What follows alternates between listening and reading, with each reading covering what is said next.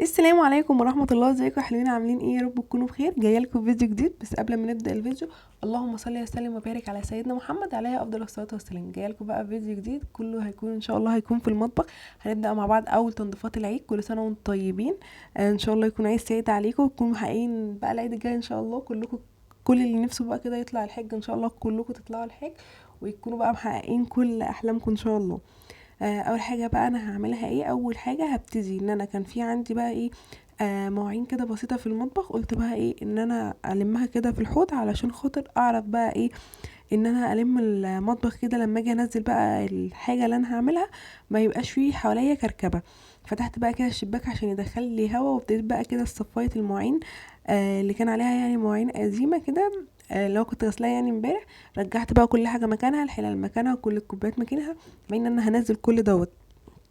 بس عايزه اقول لكم ان الفيديو خد معايا وقت كبير، فعلشان كده قسمته بقى على مرتين، فتنظيفات المطبخ هتبقى عامله معانا فيديوهين. بس فيديوهات بقى ايه تشجيع مش قادره اقولك. المهم اول حاجه هنعملها بقى ايه، زي ما انا قلت لكم هنغسل بقى كام طبق كده اللي موجودين في الحوض كده علشان نخلص منهم. عايزه الحوض يبقى فاضي علشان خاطر ايه، لما اجيب بقى المنظمات بتاعتي والحاجه بتاعتي احطها في الحوض ما يبقاش فيه مواعين، وعايزاه بقى ايه يبقى فاضي زي ما قلت لكم. فعايزه اقولك ان انتي ما تخشيش في المطبخ مره واحده واللي هو ايه. بصي على حسب انتي عارفه انتي يعني هتاخدي قد ايه فيه. حاسه ان مطبخك لا في حاجات كتير قوي هتتعمل، حاولي ان انتي تقسميه على يومين علشان ما تتعبيش. لما تعمليه على يوم واحد بس بيتعب فعلا جدا، وبتحسي ان انت تاني يوم مش هتقدري تعملي حاجه. فحاولي ان انت على قد ما تقدري ان انت تعمليه على يومين. تمام، تقسمي المطبخ على يومين. انا الصراحه قسمته على يومين عشان انا ما اقدرش ان انا اعمله يعني ايه، اخد المطبخ مثلا في يوم كامل واعمله الكلام ده كله، لا مش هقدر. فان انت تقسميه على يومين احسن لك. وايه كمان هتعملي، وحاجه كمان كنت عايزه اقول لك ايه. علشان بالذات برضو زي ما انا قلت لكم اللي مثلا عنده اطفال ولا الكلام ده كله، ما تتعبيش يعني وايه وياخد منك الطاقه يعني. فزي ما قلت لكم انا قسمته على يومين. يوم بقى يوم تشطبي فيه بقى اللي هو ايه، ترتبي كل حاجه من جوه، واليوم التاني تخليه كله من بره. بمعنى يعني انت هتنزلي مثلا كل بقى التوابل وكل الحاجه اللي انت هتعمليها في الظرف من جوه، اللي هي بقى تغسليها والكلام ده كله، ده كده في يوم. اليوم التاني اللي هو بقى هتغسلي بقى المطبخ كله من بره، وتغسلي حيطان وتغسلي كل الحاجات دي. زي ما انتم شايفين هنا دي الضرفه اللي انا بحط فيها بقى ايه كل بقى ايه توابلي وحاجتي، يعني اللي هو ايه المكرونات والحاجات والكلام ده كله. قابلتني مشكلتين في الضرفه دي. اول مشكله ان انا كنت بشتري المكرونه يا جماعه اللي هي السايبه. فبجد المكرونه السايبه لو انتي هتسيبيها مثلا لفتره طويله بتبوظ. هوريكم اصلا كمان شكلها بتبوظ وبتعمل سوس وحاجات زي كده. فلا اي حاجه سايبه بجد ما تشتروهاش لو انت هتسيبيها زي الفتره طويله. لان انا ممكن ما يكونش استخدامي في المكرونات كتير، فممكن ان انا فاللي هو اشتري بقى كميات واسيبهم، ده غلط. احسن لك ان انت عايزه تشتري كميات وتسيبيها تشتري اللي هي في الكيس. اللي في الكيس مهما تسيبيها ومهما تقعد عندك ما بتبص ولا اي حاجه. فدي اول حاجه قلت يعني حبيت اقولها لكم في الجزئيه دي. ان انت لا حاولي لو انت هتقعدي فتره طويله ما بتستخدميش المكرونات او كل فين وفين بتستخدمهاش، فنحاول الحاجه اللي عند العطار لا ما نجيبهاش، نجيب الحاجات اللي هي في الاكياس مش بتسوس لا ولا بتعمل اي حاجه من الحاجات دي. المهم هنا في الضرفه بقى زي ما انتم شايفين ابتديت ان انا افضي اي حاجه فيها. تمام، وهاخد بقى المفارش دي عشان اغسلها. وجبت بقى ايه كرول على حبة اريال على صابون، وهبتدي ان انا بقى ادعك الضرفة كده يعني كويس جدا علشان خاطر ايه ما يبقاش فيها اي حاجة. على ما أبقى يعني حاسه كده في ايه انتعاش كده، اللي هي اصلا الريحه كانت ريحتها حلوه. وابتديت بقى اجيب بقى ايه الفوطه، بس بقى إيه المكان عندي هنا ضيق شويه فكان مضايقني يعني. ابتديت بقى كده اجيب الفوطه زي ما انتم شايفين وامسح بقى كويس جدا علشان خاطر مش عايزه يبقى فيه بواقي صابون ولا بواقي اي حاجه. بعد كده جبت كمان فوطه ناشفه ونشفتها برضو. وهنا بقى جبت بقى المفارش، هي المفارش ما كانش فيها حاجه، فرحت بقى هي رحت غسلتها كده، ده ما كانش فيه حاجه. التاني لقيت فيه بقعه ورحت جبت بقى ايه الليفه كده، وايه البقعه دي رحت ايه عملتها بيها.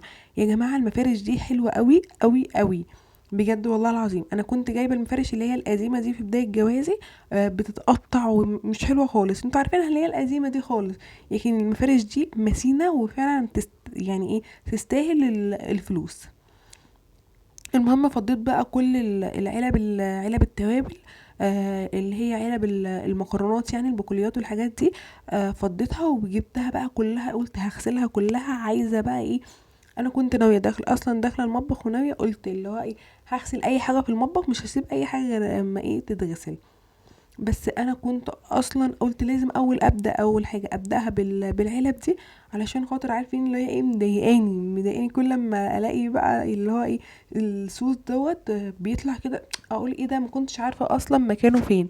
بس بقى لما فتشت بقى كده في الدرف وكده، عرفت خلاص هو جاي من الضرفه دي. فكنت حابه ان انا اول حاجه ان انا اشيل. فبقى كنت متحمسه جدا ان هو لا خلاص، انا اول ما ادخل هخش على الظرف اللي هي بتاعه التوابل بقى والمكرونات والحاجات دي، اللي هو ايه، لا لازم انضفها اول حاجه عشان احس ان انا مرتاحه نفسيا. كنت متضايقه جدا كنت متضايقه جدا منهم. فدخلت بقى زي ما انتوا شفتوا، مسكتهم بقى غسلتهم. واحسن حاجه يا جماعه تغسلوهم بالكلور حلو قوي.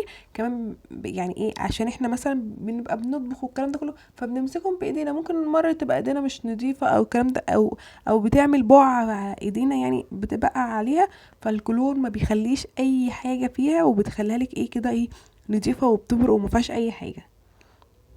كده كنت خلصت بقى كل العلب، وكنت غسلت بقى المفارش. تمام. ورحت بقى صفيتهم بقى كده على الصينيه. كنت طبعا بقى فاتحه الشباك، وكمان جبت المروحه يا جماعه، كان الجو حر جدا اليوم دوت. ابتديت بقى كده ايه، اصفي كده بقى بالميه. جيت هنا بقى جبت بقى كيس، وقلت بقى اشوف ايه الحاجه اللي انا بقى مش عايزاها وارميها، والحاجات اللي انا عايزاها اسيبها والكلام ده كله. لميت بقى كل اللي في الزباله كده وايه، الحاجه يعني اللي انا ايه مش عايزاها. هنا بقى بفتح، كانت هنا بقى الكارثه يا جماعه والله. بفتح لقيت ايه، لقيت المكرونه كده والصوص فيها، يعني كان منظر بشع. فتحت عليها الميه السخنه على طول. فبجد والله يا جماعه بعيدها لكم تاني، محدش يجيب خالص موضوع المكرونه اللي بصوا شايفين المنظر. انا اسفه طبعا على المنظر، بس انا حبيت ان انا ايه اوريها لكم. طبعا خلصت كده اول ضرفه. فتحت بقى على الضرفه دي، بقى الضرفه يا جماعه اللي هو ايه، الحاجات الزيادات اللي عندي يعني. طبعا بصوا، انا كنت ناويه ان انا انزل بصراحه اشتري حاجات تانية، يعني فاهمين. بس انا يعني حسبتها ما بيني وما بين نفسي، قلت لا، انا استكفي بالحاجه اللي عندي، علشان خاطر ممكن يكون عندي من كل مثلا نوع مكرونه مثلا كيس او كده، علشان خاطر الحاجه لما بتقعد بتبوظ مني، لما ابقى اخلص ابقى اشتري. ابتديت برضو انزل بقى اي حاجه، وهاجي قلت بقى ايه، بالمره كمان اجيب البتاع بتاع النمل برضو، ترشيه في الضرفه. قبل ما تفرشي المفارش، هتغسلي دلوقتي المفارش. قبل ما تغسليها، قبل ما تفرشيها قصدي، تروحي ايه، آه رشه البتاع بتاع النمل. لان ضرفه التوابل، اللي هي بيبقى فيها الكياس بتاعه اوحش حاجه ان انت تبقي مسجله كل شويه الموبايل يرن.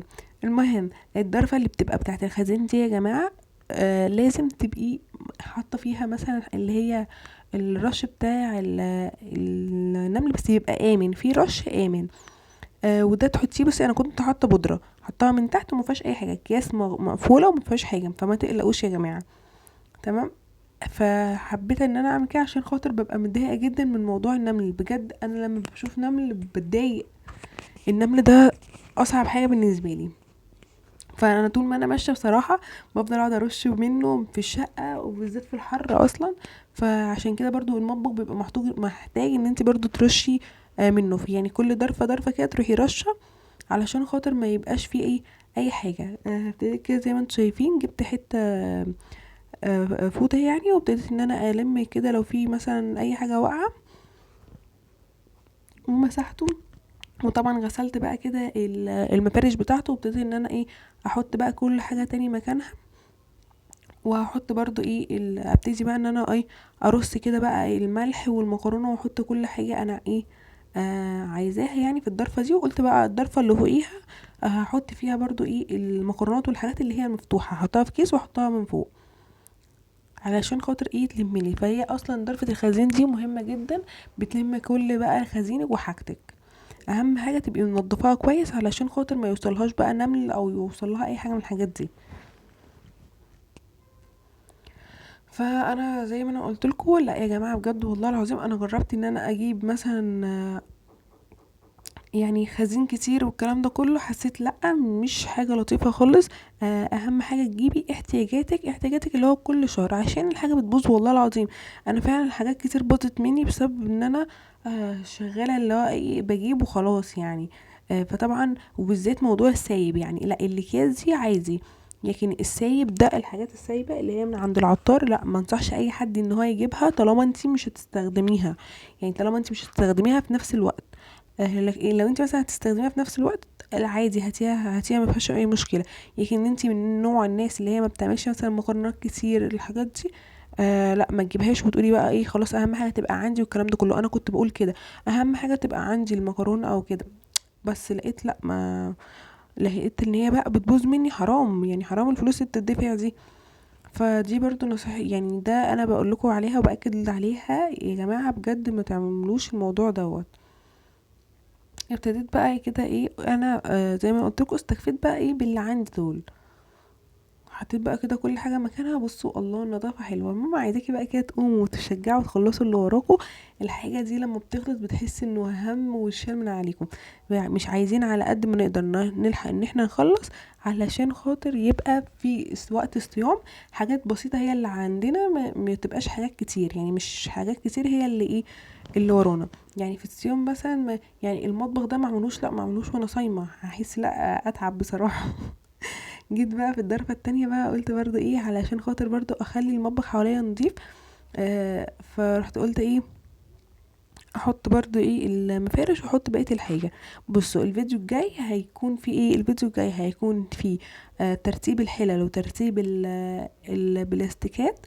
تمام. وهكون بقى بغسل معاكم اسمه ايه الشفاط يا جماعة بوصفة حلوة جدا ان شاء الله تعجبكم، هغسله معاكم.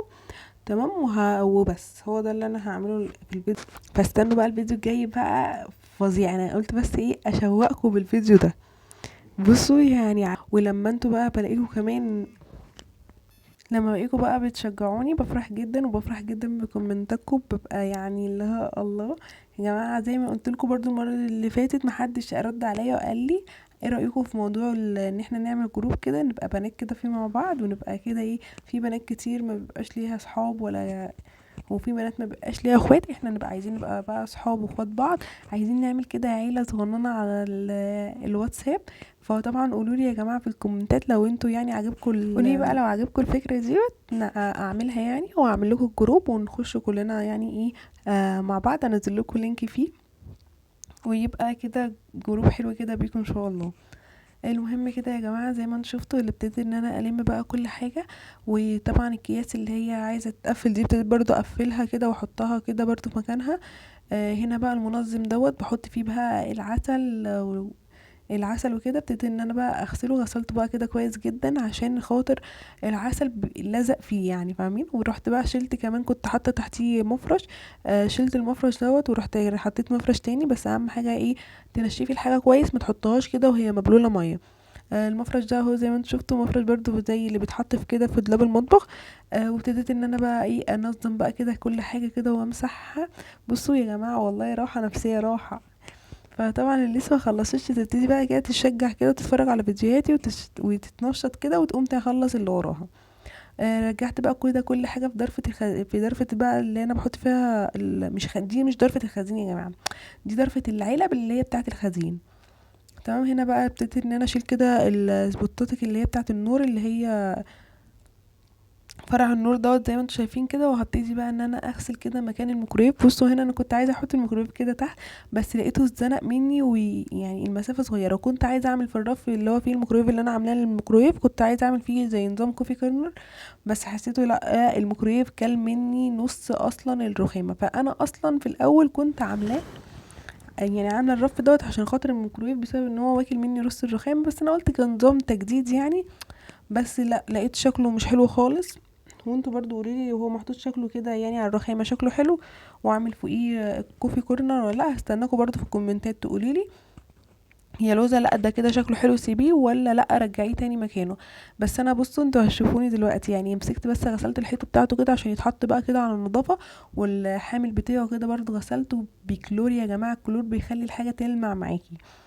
فابتديت بقى كده اغسله، قلت بقى ايه اطلع برضو الميكرويف واغسله برضو هو كمان علشان خاطر ايه اكون انا خلصت بقى ايه من الجزء دوت.